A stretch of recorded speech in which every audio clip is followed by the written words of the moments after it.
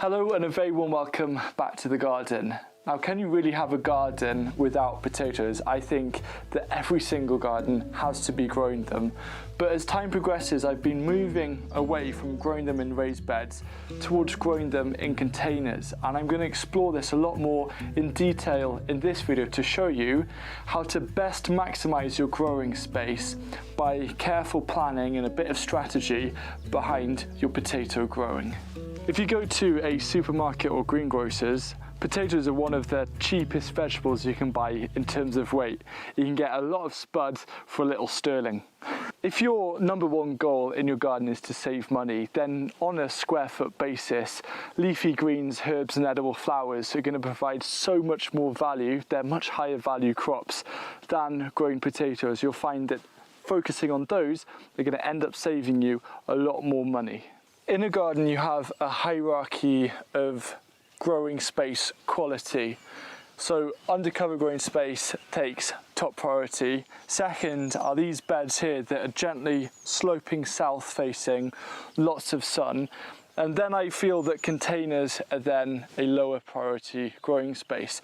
And I like to match the value of the crops to what I'm growing in. The really high value tomatoes, for example, are in the polytunnel. The lesser value, for example, garlic is growing here in the beds. And then the lower value potatoes in containers. Because don't get me wrong, I love potatoes. Growing your own, they taste absolutely amazing, better than what you could buy in a supermarket. They'll always have a place, but I'm trying to think carefully about how I can really get the most from this garden. The second reason why I like to grow potatoes in containers is because main crops take up a lot of growing real estate. You could plant them in March and then harvest them, say, in September, October, and that's a lot of growing space that's dedicated to one crop. There's no space for succession planting. So what I do is I focus on sarpomeras. They're absolutely fantastic and they're blight resistant. Blight, potato blight, is one of the toughest diseases I've ever had to come up against, and it's the same for most of you watching as well. So I usually just focus on first earlies and second earlies, which come out a lot quicker and before blight likes to hit. But this sarpomera, combined with growing in containers, and I'll be sharing that strategy a bit later on in this video, has probably been one of the biggest game changers to how I approach growing potatoes. I just mentioned how growing main crop potatoes can take up a lot of the real estate of your growing space. So if you think about it, if you plant them in April and harvest them in September, October, you're actually, in my climate anyway, you're using the entirety of the frost-free months to grow one crop, which is, excuse the pun, as cheap as chips. So you've got to think kind of carefully about prioritizing what to put in your space.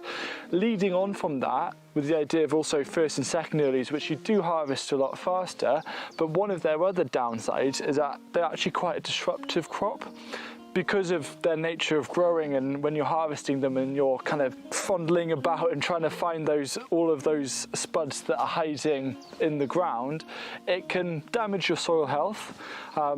It can also damage plants nearby. So if you're wanting to companion plant, it's actually really hard to do. Instead, what you want to do is just grow a block of potatoes, and then as soon as you harvest them, you then transplant something in their place.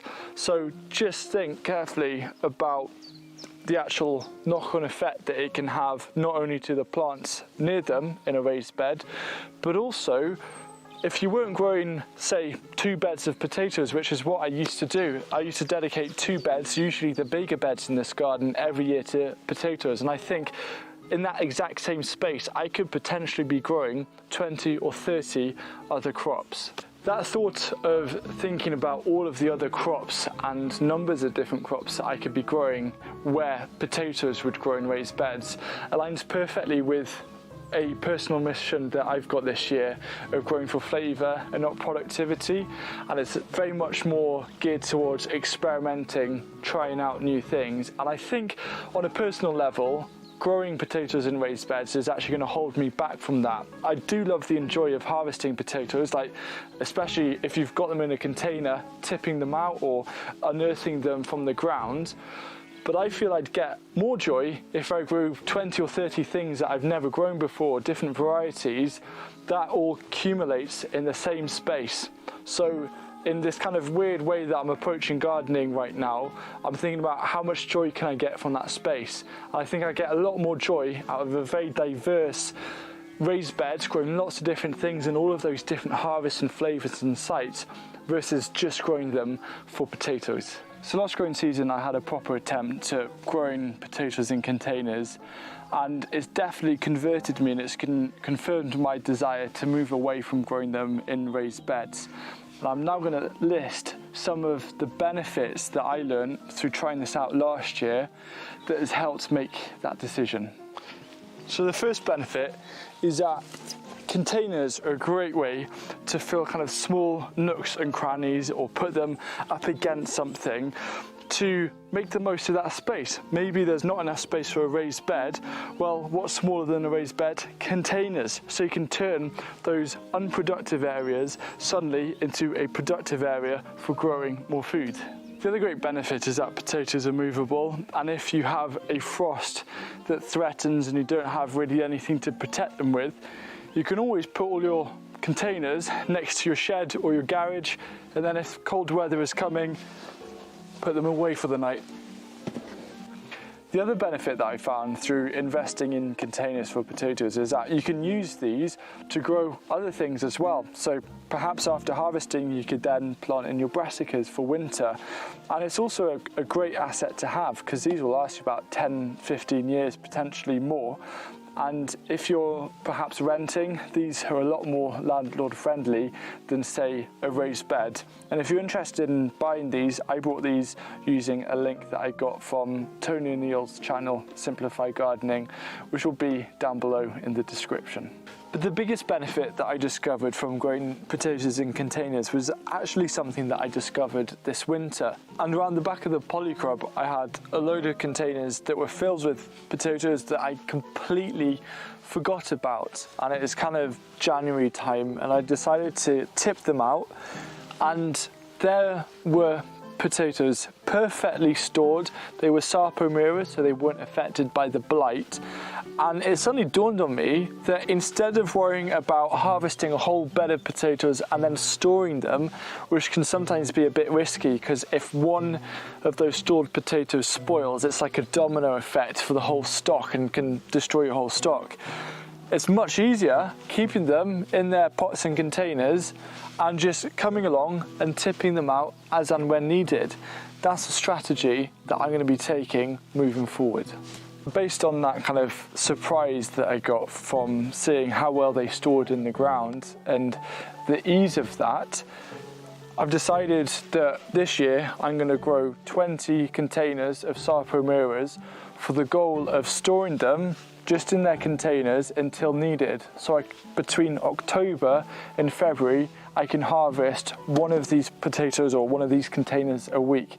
And if we get a very attainable 1.5 kilos of spuds in each container, then that's 6 large portions of potatoes every week, which would be a really big contribution towards self-sufficiency during winter.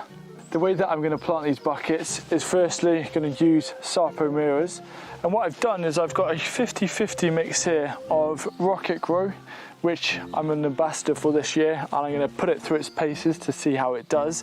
Really exciting, amazing texture. I've also done it with a mix of just some old compost to help bulk it out, and then I'm going to fill this container with about 1/3 of compost.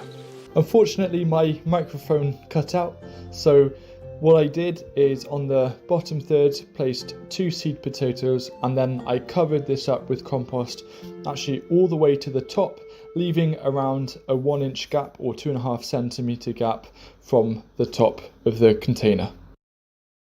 The only real downside that I came across when growing potatoes in containers is watering them. But when I was watching one of Tony's videos, he used a type of straw to put over the top to help act as a mulch and retain water.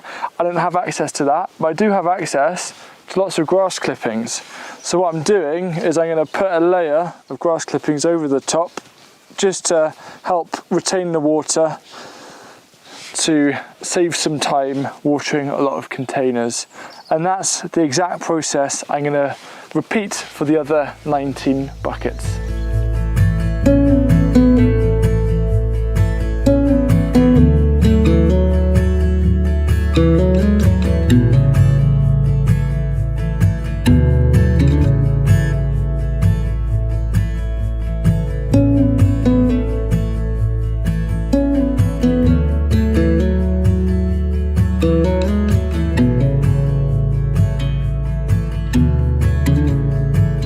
Just gone ahead and I've planted all of these containers, and you can see that I've put the grass clippings on top as a mulch.